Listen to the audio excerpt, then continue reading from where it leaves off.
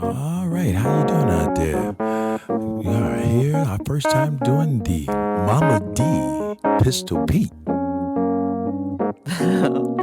is it the Pistol Pete and Mama D show? Well, I don't know. We'll let the fans, let them figure it out. Pick. Yeah, let them pick which one they like, huh?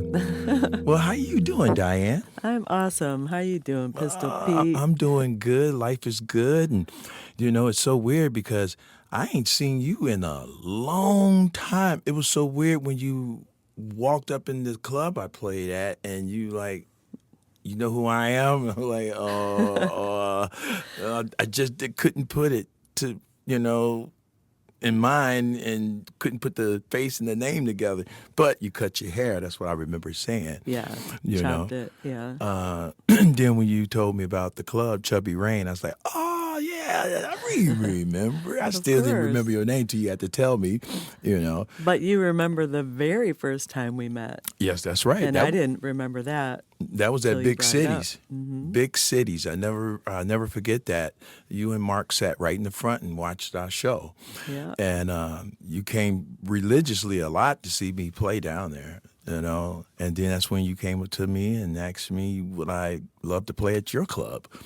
And you were our very first booking. Yes. And then I was working there every Tuesday doing acoustic, teaching Noah, one of your sons, right? Dustin, right? Dustin. I was teaching Dustin. And because Noah, he was the one in the wheelchair, right? Yeah. He was cool also. I love Noah. Dustin was awesome. And they both are. It's great to hear that they're doing good. And, I'm sorry about what you're going through with Mark, Oh, it happens. Well, I mean, you don't think it's going to happen to you, but it happens. That's right. It does. It happened to me. Who does it happen to? It happened to me. Could be you. I was married 26 years, and had got 2 lovely boys, but it was basically my fault, though. I always talk about that. Everybody was like, I said, well, of course it was. No, it ain't no, of course. I know it was my fault because I did it. I'm the one who tainted it. And that's why I'm so good to the one I have now, because I don't want to go through that no more, and I don't want to put her through that, And life is much easier and much better. Sounds like you served your karma. Yeah. Sometimes you got to deserve your karma. Right. And, we stayed together, for our kids, and it was just time, feeling wasn't there, And the cool thing about it is, I still got my boys, and they was old enough to understand, but I never, every time I took my kids out, it was all about them, not about their mom, or what she's doing or where she's been. I didn't need to do that, I know so many friends and guys that do that. Shouldn't do that.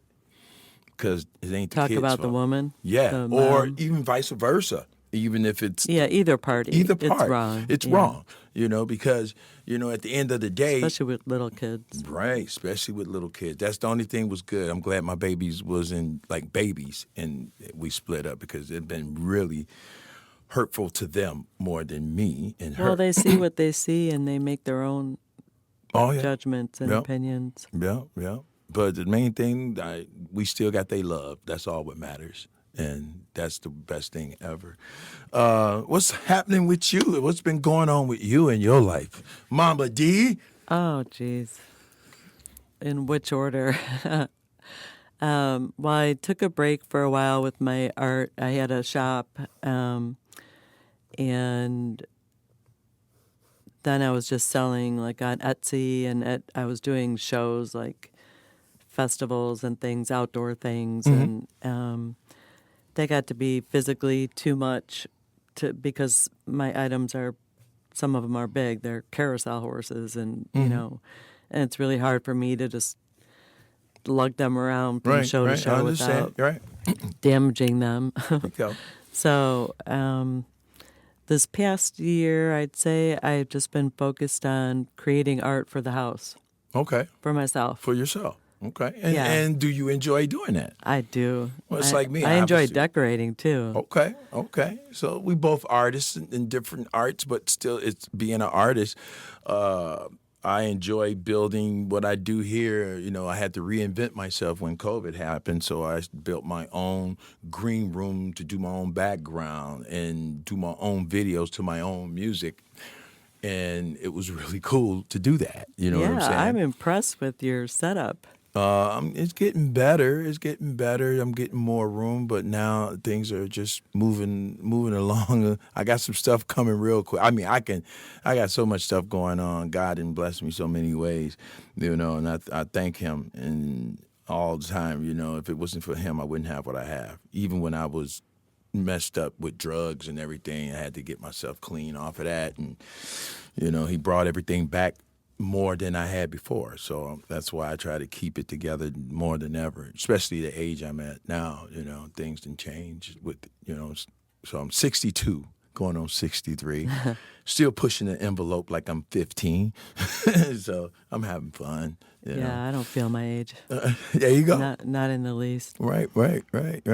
Well, you know, when I like again going back to big cities and seeing you guys, and when y'all booked me at your club was awesome. It was And awesome. you hosted open mic. Right, I host. That's right. Doing acoustic. That's right. I Yeah. did. And man, how long I played there? I think about 2-3 years before I dived off and something. I don't know. I think my life was out of control. That's what happened. I remember. I was spiraling out of control. Yeah. You know, and I had to do something, and I'm You glad think I that did. people don't see, Yeah, people see. but I saw. Yeah, everybody saw. Yeah. Right. Everybody saw. I'm the Yeah. one was in delusional about, everything's right. It's really hard to see that right. when you like somebody. Right. Well, even if you don't like them, I it's just hard to see. I remember opening up for a few acts there. I remember opening up for Ronnie Baker Brooks, and he came up to me and said, "Hey man, don't cut my head off too much." I was like, "Dude, you the star. You the main act." He played there Few times. probably at least half a dozen times, and he and I started a tradition. So he would grab me, he'd jump off the stage, he would come behind the bar, play the guitar behind his back, and he would do a whole thing of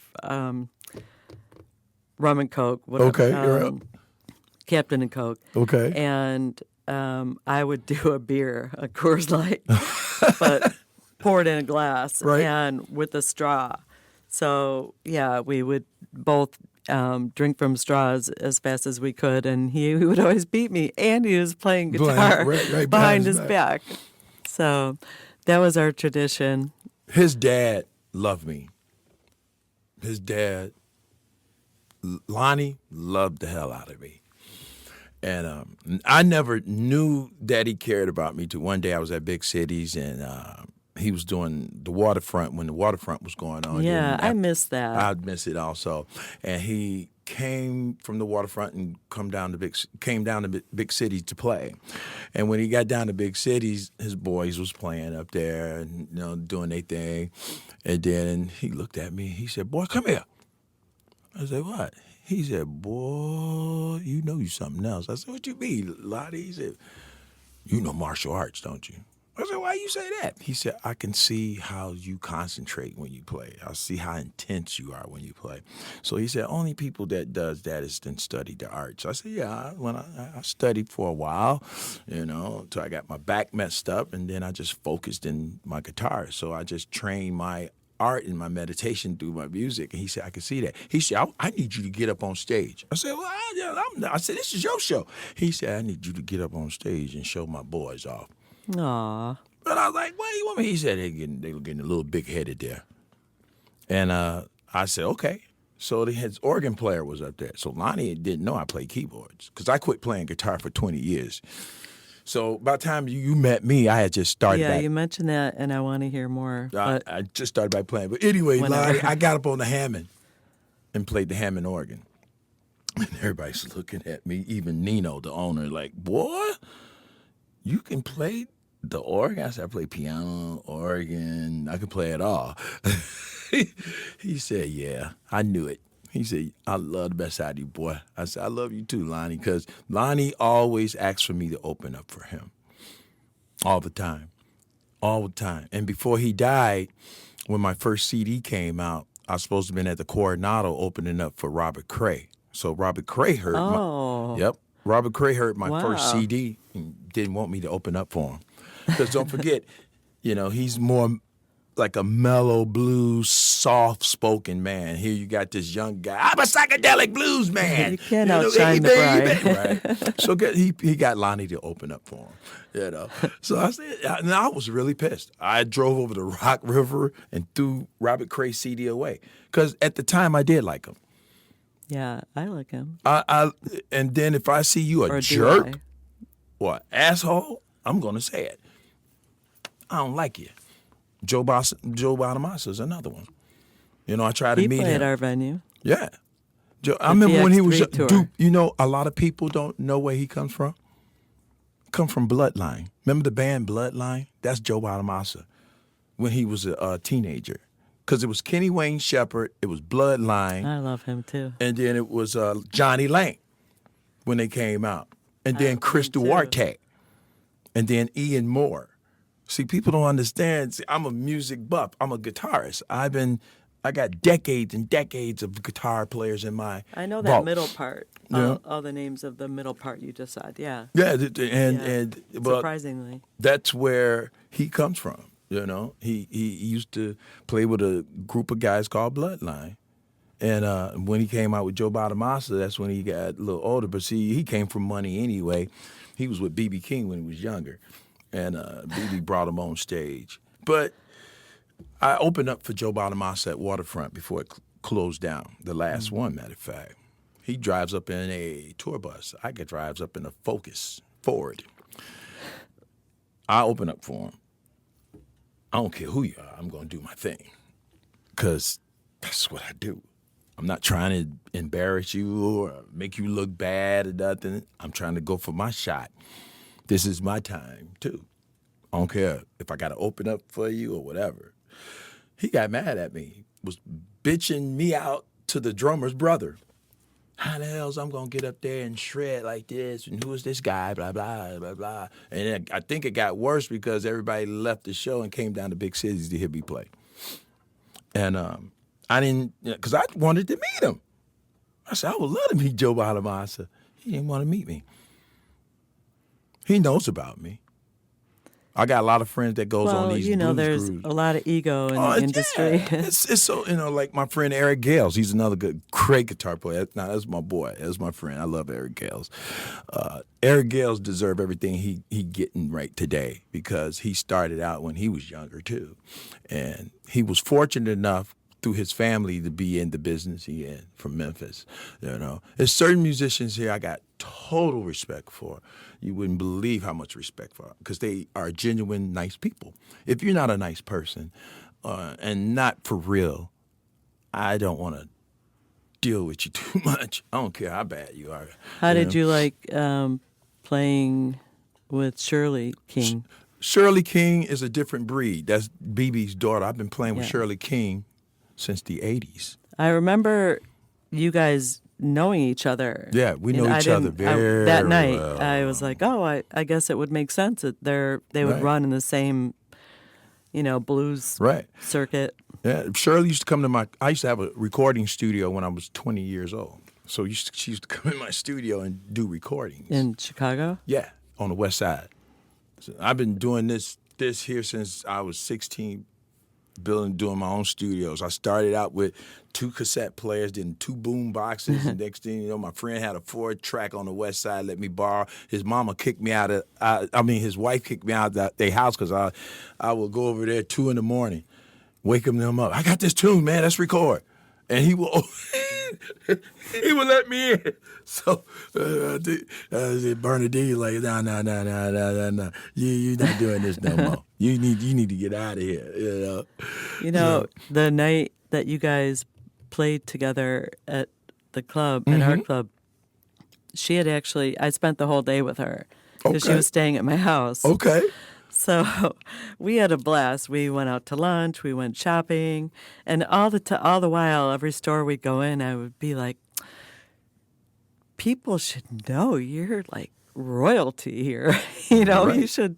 I want to tell everyone, but that would be kind of weird too. So Well, it's I some was things. so excited to have her staying at my house and spending the day with her. Shirley is famous in her own way. Now, no disrespect, she was a exotic dancer. That's what they called them back then. You know, She's on movies with a guy named Dolomite. That's right. A lot of people black artists started that way. Even though that's BB's daughter, you got to understand the reason why they didn't know her, because BB was on the road. BB had certain wives and certain kids. So he probably didn't keep up either, because he's on the road doing his thing. He's BB King. He didn't have Shirley with him. You think about Crosby, Steele, and Nash, how they used to have their kids with them. Certain artists have their kids with them, and that's why they big. That's why people know them. But if you have somebody in your family as an artist and they don't have you in the limelight with them, no, you're just a normal person. But she got her respect when she got out there and started singing blues instead of doing. I think what happened was her dad didn't like her doing that exotic stuff. And I ain't gonna go into detail what it was. Yeah. That ain't my business, because I was a young kid. we all have 24. imaginations. Exactly. Let your imagination go. But she was good at what she does, though. She was really cool to me, and we had a blast. And so I'll just quickly tell you, it gets funny. So we have the day together, and then she plays at the club, and then I'm taking her back to my house, and we pull up. We pull up in the driveway, and I had at the time a 250-pound English Mastiff Okay, yeah. who came like barreling out. Oh no! And Scared the hell out of she wouldn't get out of the car. And, I had to put the dog away, and then she was afraid to come in the house because that's Right. where I put the dog away. And so it took me a long time to get her to out. go into my house, up into the guest room. And so once she's in there, we I say can see goodnight. just how I know Shirley, so I can just see her you looks can see right the now. drama, right? Oh my She's- God! she's You very- better get that dog out! Shoot, I ain't doing that. I can see her. I know her very well. She's very dramatic. Very yes. dramatic. That's what my wife called me. Well, maybe it's a black day. We just dramatic. Well, so morning comes, and I didn't know who was going to be staying over and how many people and stuff. So I just figured I'd order from the local like breakfasty restaurant place. So I'm waiting for her to come downstairs.